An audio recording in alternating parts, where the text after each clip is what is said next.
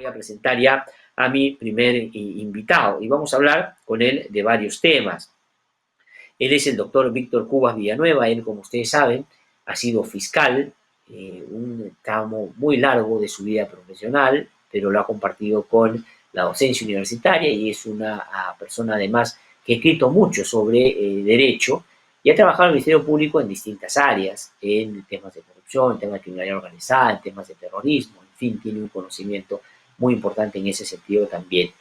Y además conoce a los actores dentro del sistema de administración de justicia, lo que le da una ventaja muy importante en el análisis que puede hacernos esta mañana. Y con él vamos a hablar, por cierto, de varios temas. Doctor Víctor Cubas, qué gusto saludarlo, muy buenos días, muchas gracias por atendernos. Muy buenos días, gracias por la invitación. Sí, doctor Cubas Villanueva, quisiera yo comenzar preguntándole por lo que hemos apreciado desde el viernes en el caso, y permítame usted que use los términos coloquiales con lo que la prensa nos trata, el caso de Richard Swing. Yo, por supuesto, no voy a entrar a valorar los asuntos probatorios en términos de un hecho que la investigación irá avanzando en ese sentido. Pero la detención, digamos, preliminar, que es una figura que existe, por supuesto, en el ordenamiento procesal penal en nuestro país, que es un hecho excepcional. Desde su punto de vista, en un asunto que claramente se aplicaba en una situación de esta naturaleza, es un caso que refleja niveles de organización criminal que se tienen que utilizar esas herramientas para impedir que se pueda, por ejemplo, obstaculizar de manera sistemática la acción de la justicia. Hay tales niveles de injerencia de los imputados en la posibilidad de cambiar el rumbo de las investigaciones que no hay otra posibilidad que tomar una decisión de esa naturaleza. ¿Siente que eso es así? En primer lugar, quisiera hacer una precisión sobre los antecedentes de la prisión preliminar, ¿no? En el anterior ordenamiento procesal, que ya está en vías de extinción, no había esta figura de la detención preliminar, pese a que desde 1980 se incorporó la investigación preliminar en el desarrollo del proceso penal. Simplemente la investigación preliminar se desarrollaba sin tomar ninguna medida restrictiva de derechos. Al finalizar el año 2000, cuando se descubren los casos de grave corrupción de Fujimori, muchas personas que se sabían involucradas y que iban a ser alcanzadas por la justicia empezaban a fugar. Entonces el Congreso reacciona y da una ley, 27379, denominada Ley Limitativa de Derechos. Y ahí en el primer punto se establece que el fiscal puede solicitarle al juez que disponga la detención preliminar hasta por un periodo de 15 días. Luego pasan unos años y el año 2003 se da, curiosamente, en el Perú se hacen reformas y no se dan las leyes de desarrollo. La investigación preliminar fue introducida en 1980 y recién se regula el año 2003. Ley 27934. Ley para regular la investigación preliminar y las facultades del Ministerio Público y la Policía. Y allí se establece que en determinados supuestos se puede solicitar la prisión preliminar. Y eso subsiste en el Código Procesal Penal. Entonces, entrando a la respuesta, la detención preliminar es un instrumento procesal, una figura limitativa de derechos provisionalísima que está regulada por el Código Procesal Penal, artículo 261, que se da en determinados supuestos. Primero, que no se presente un presupuesto de flagrancia, pero que hayan indicios suficientes de la comisión de delitos que están sancionados con pena privativa de libertad mayor de 4 años y que exista una posibilidad de fuga. Si examinamos el caso materia de análisis, se dan estos supuestos, de tal manera que la medida es legal y mucho más. La fiscal la ha solicitado y esto ha pasado por el control judicial. El el juzgado de investigación preparatoria, después de hacer el análisis correspondiente, ha determinado declarar fundado el requerimiento y ha dispuesto la detención preliminar de 10 personas. Hay que tener en cuenta que esta detención preliminar se hace con el fin de que el fiscal realice diligencias que son urgentes e inaplazables y que tienen por finalidad terminar, ¿no?, una investigación preliminar. Y yo estoy seguro que se ha dado, dada la publicidad del caso y el interés inusitado que se ha desatado a nivel nacional frente a estos hechos, que evidentemente no tienen la gravedad de los hechos de corrupción que están ventilándose, pero que son hechos ilegales. No, totalmente de acuerdo. Ahora, una pregunta. ¿Y la detención preliminar? Que efectivamente, y eso es bien importante, ¿no? Porque uno puede estar no de acuerdo. A mí me parece que es exagerado, pero digamos, lo que yo creo es, habiendo lo pedido el Ministerio Público, el control judicial es fundamental. No porque el Ministerio Público lo pida, es que se hace. La jueza ha tenido que razonar, y en fin, a los jueces y a los fiscales se les, digamos, conoce por las resoluciones y sentencias que dan, y efectivamente ahí puede venir la crítica.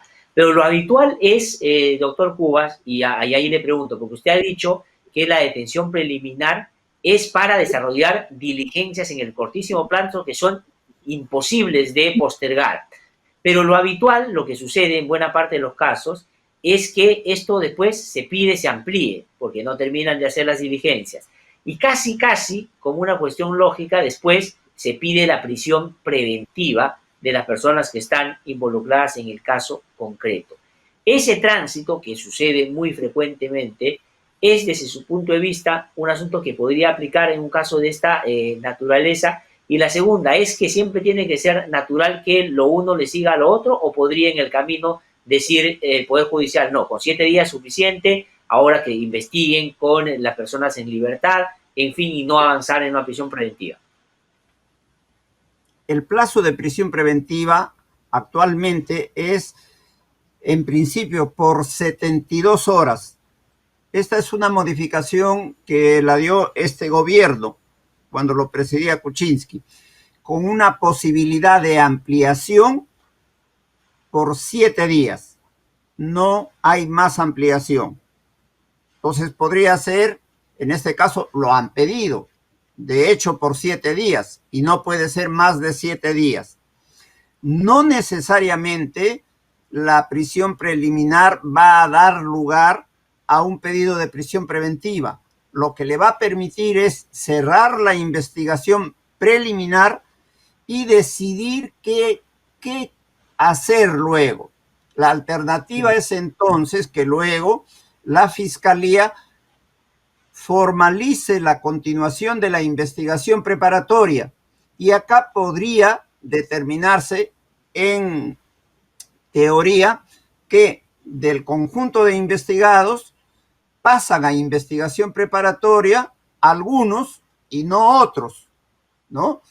Y podría también darse la posibilidad de que se solicite una prisión preventiva contra los investigados, pero eso no es necesariamente así.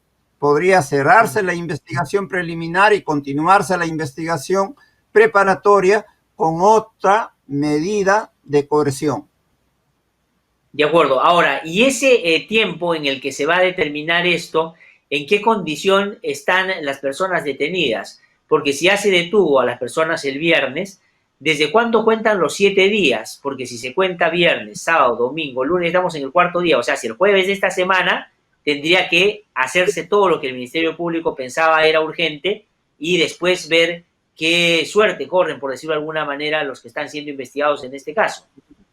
Evidentemente, son días calendarios. El plazo corre desde el primer día. El viernes se produjo la detención, es el primer día, y así se va contando sucesivamente.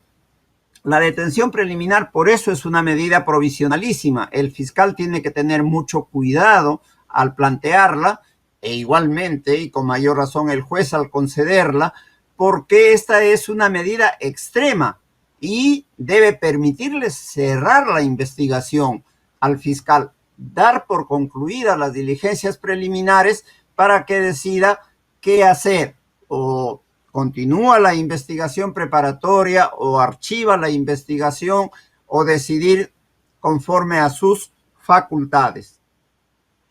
O sea que terminados los 7 días, no hay posibilidad de que las personas que hoy día están en una detención preliminar sigan en la condición de detenidos. O podría, digamos, en estos 7 días pedirse alguna otra medida. Usted decía la ampliación por 72 horas. Sería la única, porque la prisión preventiva, si es que la piden, ¿podría resolverse antes de los 7 días? No. Podría resolverse antes de los 7 días, pero acá han pedido un plazo máximo. De acuerdo a la práctica, yo estoy seguro que van a esperar el cumplimiento de los 7 días. Lo que sí tiene que hacerse es decidir qué va a pasar con la investigación, formalizar la investigación preparatoria, y podría pedirse prisión preventiva para todos o para algunos. Si no se hace eso, al cumplirse el 7º día, las personas tienen que ser puestas en libertad. Recuperan su libertad, porque el plazo máximo de prisión preliminar es 7 días. Ahora, una de las cosas que es central para, digamos, tomar una decisión de esta naturaleza, lo es con mayor exigencia en la prisión preventiva, es la obstaculización de la justicia o el peligro de fuga, porque por lo general estos casos sí pasan el primer requisito, que es la prognosis de la pena, ¿no? Eso es el que menos se discute en términos procesales, pero el tema es el peligro de fuga o la obstaculización de justicia. Aquí lo que inicialmente se decía es no solo con unos audios se puede pues tomar una medida de esta naturaleza. La fiscal ha salido a decir no solo son audios, también tenemos testigos protegidos. ¿Es suficiente lo que un testigo protegido diga sobre la participación que tuvieron unos u otros en el hecho para una decisión de esta naturaleza? Y junto con eso quería preguntarle cuál es el nivel de evaluación que hacen los fiscales sobre lo que entienden es la obstaculización. Porque un escenario como el que estamos viviendo, que diga no tiene una casa y por eso puede fugarse, no es un asunto pues que en ningún caso resista así nomás o pase fácilmente el test que hay que hacer en ese momento, ¿no? Sobre todo en época de pandemia, donde los niveles de movilidad no son los que normalmente uno puede tener como para irse del país, en fin, ¿no? Las medidas restrictivas de derechos, las medidas coercitivas en general, deben adoptarse con el cumplimiento estricto de los presupuestos que están establecidos legalmente. En el caso de la prisión preliminar, se habla de elementos indiciarios que permitan acreditar la comisión de un delito que esté sancionado con más de 4 años de pena, igual que para la prisión preventiva, cierta posibilidad de fuga. Pero para la prisión preventiva, la jurisprudencia ha establecido que tiene que acreditarse, ¿no?, una sospecha grave respecto a estos aspectos, y que se debe acreditar la existencia objetivamente de peligro procesal y de peligro de obstaculización. En este caso, podría tranquilamente no solicitarse prisión preventiva contra todos, porque no están en igual situación, y podría desarrollarse el proceso penal con otra medida de coerción. La prisión preventiva no debe alcanzar a todos por igual, ¿no? En consecuencia, eso es un aspecto que lo va a manejar la fiscalía que tiene a cargo el caso, y que va a merecer igualmente un pronunciamiento judicial respecto a la legalidad de la medida. Ahora, porque sin duda, dentro de una organización delictiva, porque esa es la manera como está abordando el problema el Ministerio Público, no todos tienen los mismos niveles de influencia o participación. Es decir, hay determinados personajes que tienen más capacidad de influir. Se supone que la secretaria de Palacio de Gobierno, por esa condición, tiene posibilidades de estar por encima de la voluntad de otros y exigirle, por ejemplo, que borren pruebas o que digan tal o cual cosa. Pero digamos uno que puede estar efectivamente en la cadena de investigación, más al final, al que al final le dijeron, oye, no sé, que firme tal o cual cosa para simplemente un visto bueno. No tiene pues la misma capacidad de influir en otros, ¿no es cierto? Tengo la impresión. Eso hace que, y le pregunto, doctor Cubas, que usted imagine que lo más probable es que después de este primer momento vaya a pedirse medidas diferenciadas para quienes aparecen en esa cadena que el Ministerio Público ha identificado como ilegal. Yo considero que eso va a ocurrir por los niveles de participación en el evento delictivo no son los mismos, evidentemente. Por lo demás, yo considero que acá, con fines de docencia, lo que debe cumplirse es un fin preventivo y una alerta a la ciudadanía, ¿no? Quienes ejercen función pública en los diferentes niveles no pueden hacer lo que quieren. Esta mala práctica fue introducida desde el año 1990 por Fujimori y desnaturalizó todo, ¿no? Por ejemplo, a nivel del Congreso se nombran asesores que solo tienen el nombre de asesor, pero que no cumplen una función real, ¿no? Y han habido casos graves, por ejemplo, la señora Canchaya, que hizo figurar a la persona que le hacía tareas domésticas como asesora del Congreso, pagada con dineros del Estado. Las personas deben tener claro que que la Constitución y las leyes ponen límites para el ejercicio del poder, que no se puede hacer lo que se quiere, se tiene que hacer lo que se debe. No se puede nombrar a una persona simplemente porque es amigo, compadre, o por cualquier razón. Inclusive en el caso hay un tipo penal, el nombramiento ilegal o nombramiento indebido, que sanciona al funcionario público que nombra a una persona sin que reúna los requisitos de ley, y la persona que acepta el nombramiento sin tener los requisitos legales para ejercerlo. Y esto no se menciona en ninguna de las partes, porque el caso se ha agravado, ¿no? Por el hecho de las acciones que han tomado para tratar de ocultar un nombramiento a todas luces ilegal. Ahora, el presidente de la República ayer salió a hablar de una manera, digamos, yo diría bastante intensa sobre el caso, y lo que dijo es que él consideraba, y entre comillas leo, que ningún detenido va a tener responsabilidad porque aquí no hay nada ilegal en este caso, dice el presidente de la República. Usted dice, y yo coincido con la apreciación suya de que algo ilegal hay, ¿no es cierto? Y por eso están investigando y me parece bien.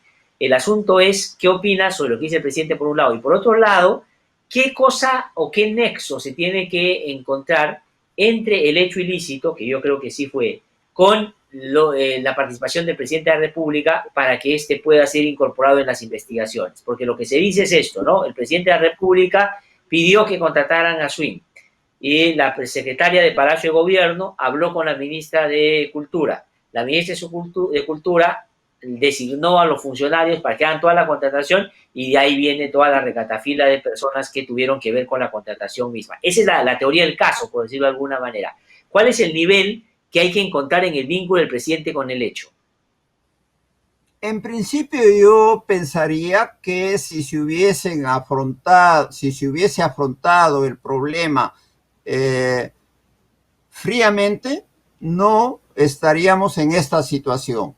Se ha nombrado a una persona, ¿no?, que no reúne los requisitos, eso es un nombramiento indebido. Si lo pidió el presidente, el hecho para mí sería completamente intrascendente, porque el presidente, desde el punto de vista legal, es irresponsable por los actos que realiza. Los responsables son del ministro para abajo, los demás funcionarios. Entonces, si el presidente pide que nombren a fulano o sutano, quien va a responsabilizarse por eso es el ministro. Lo que tenemos en nuestro país, una desnaturalización de la función pública, que los funcionarios están acostumbrados a la política de sí señor, y no tienen la entereza moral de decirle al presidente, esto no se puede hacer, esto es ilegal y esto no me lo puede usted estar pidiendo y si usted me lo reitera yo me voy. No, acá se quedan pegados al puesto y llegan a estas situaciones extremas. Entonces, en principio este era un problema simple, una situación de nombramiento ilegal. Por tratar de ocultarlo, han generado que se cree una situación en donde se habla de obstrucción de la justicia, de encubrimiento real, de colusión agravada, de negociación incompatible, de falsedad genérica, y es un caso mayúsculo, cuando en principio debió ser tomado en la dimensión exacta que tenía. Pero además, los funcionarios deberían tener la entereza de decir esto no, empezando por el ministro o la ministra, esto no se puede hacer, esto es ilegal y usted será muy presidente de la República, pero yo no voy a hacer esto. No, acá se agacha la cabeza y se dice sí, señor, y se hace lo que no se debe hacer porque es ilegal. Y esta Ahora, porque práctica... si uno sigue, doctor Cuba, disculpe que lo interrumpa, si uno sigue la línea que el Ministerio Público ha trazado en su teoría del caso, y eso debe pasar siempre o de manera muy seguida, es decir, el presidente dice o alguien entiende que el presidente ha dicho y en base a eso empieza a generar toda una maquinaria, ¿no es cierto? Porque la señora Miriam Morales era secretaria general de Palacio de Gobierno. En teoría, en el organigrama, no debería tener ninguna posibilidad de influir en la decisión de un ministerio. Es decir, una secretaria de un palacio de gobierno no tendría por qué llamar a un ministro y el ministro a hacerle caso. El ministro le hace caso en tanto cree que es el presidente de la República que está pidiendo, inclusive, claro, siguiendo el razonamiento que yo también comparto con usted, pues es lamentablemente muy moneda corriente en nuestro país de bajar la cabeza.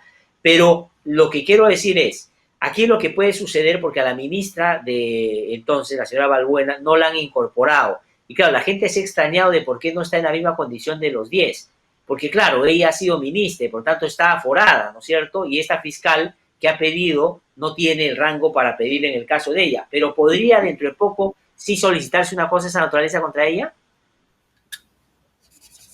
Sí, indudablemente. Yo he escuchado esto que se dice, la detención cae y cae, la pita se rompe por el lado más débil y caen. No, lo que pasa es que contra la ministra no puede actuar un fiscal provincial. La ministra tiene el rango de alta funcionaria del Estado y ella solo puede ser investigada por el fiscal de la nación preliminarmente y nada más que eso. Para que pueda ser procesada, tiene que formularse una denuncia constitucional y tiene que el Congreso autorizar el procesamiento. En consecuencia, legalmente no era posible pedir detención ni ninguna medida contra la ministra, porque aún no está en la condición de investigada. Pero podría esta situación cambiar, es decir, la fiscal provincial que ve a estas personas cuya detención está en curso y que ha sido validada por una jueza, solicitarle a la fiscal de la nación que en torno a otros personajes, que otros exfuncionarios o funcionarios que ella no tiene rango para poder investigar, sea la fiscal de la nación la que pide exactamente lo mismo, pero tendría que pasar por el Congreso. Indudablemente, y al parecer, por las declaraciones que se han dado, el señor coordinador del subsistema anticorrupción ha manifestado que la fiscal ya ha elevado un informe sobre estos hechos a la Fiscalía de la Nación. Indudablemente tiene que abrirse una investigación preliminar contra la ministra y si hubieran otros funcionarios de ese rango contra todos ellos y hacer las diligencias. Si al final de la investigación determinan que hay indicios razonables de la comisión de delito, la denuncia constitucional ante el Congreso y el problema queda ya en lo que decida el Congreso respecto a los altos funcionarios. Ahora, pero si el Congreso decide levantarle la inmunidad para que la exfuncionaria o el exfuncionario se someta a la justicia como cualquier ciudadano, podría, si en ese momento hay un pedido de detención, ¿no es cierto?, ser aplicable inmediatamente. Si el Congreso aprueba el procesamiento, el funcionario queda sujeto a proceso y puede ser pasible de cualquier medida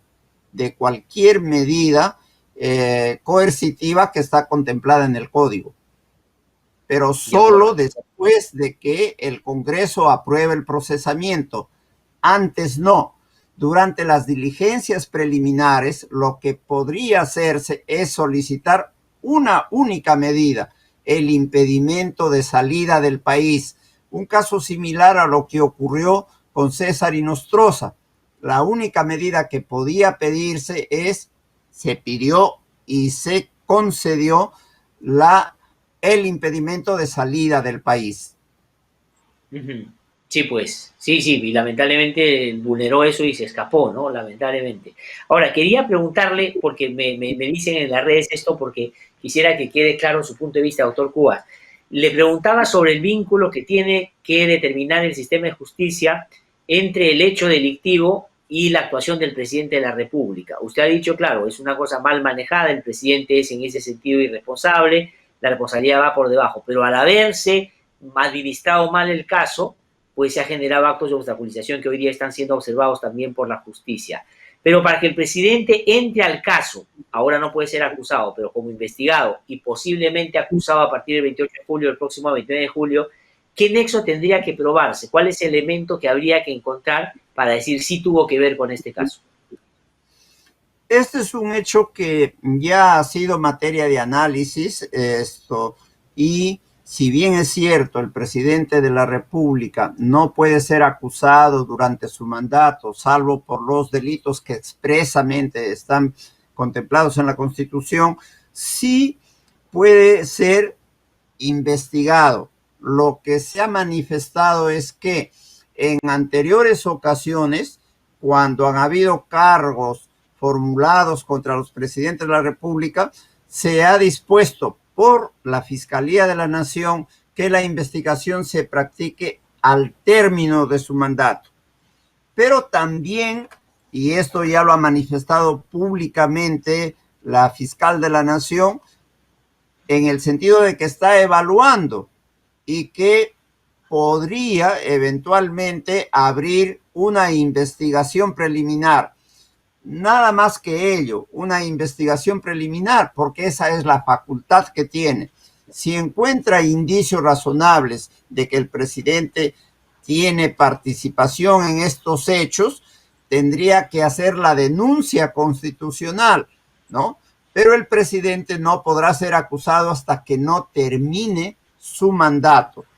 Como eso está muy cerca, en mi opinión, lo máximo que podría hacerse es abrir una investigación, y al parecer eso es un hecho que están evaluándolo a nivel de la alta dirección. Y acá también una reflexión.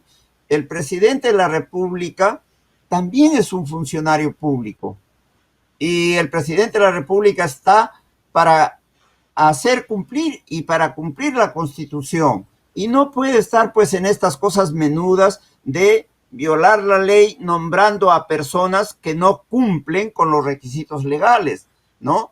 Es público en este momento que la señora Karen Roca no tenía ninguna formación para ocupar el cargo de asistente del despacho presidencial. Y ahí están las consecuencias de una actuación indebida. El presidente de la República tiene que conservar el estatus de ser el máximo funcionario y el que personifica a la nación, y no puede estar involucrándose en estas cosas que lo único que hacen es generar desconfianza y deslegitimar a las instituciones. Sí, pues, efectivamente. Ahora, doctor Cubas, tengo que ir terminando, pero no quiero dejar de preguntarle por otro asunto que está vinculado con el Ministerio Público y relacionado con investigaciones, y usted bien lo ha dicho, que tienen pues una dimensión distinta. No quiero reafirmarme en que, como usted, creo que este caso, el que estamos comentando, tiene que investigarse seriamente y determinar todas las responsabilidades. Pero el caso Lavajato o el caso Lavajuez son casos pues, que tienen dimensiones distintas. No voy a pormenorizar ahora las diferencias, pero efectivamente eso es así. Y ahí han surgido una serie de problemas en el Ministerio Público que entiendo ya la Fiscal de la Nación o el Ministerio Público ha resuelto, tratando de que sea una sola coordinación lo que hay en el caso de los cuellos blancos del puerto. Y ha puesto al doctor Pablo Sánchez a la cabeza ya formalmente de esa investigación. Eso, desde su punto de vista, es una buena noticia en términos de que se había empezado a generar una serie de distorsiones en torno al rol de una y otra fiscal en un caso tan importante como este.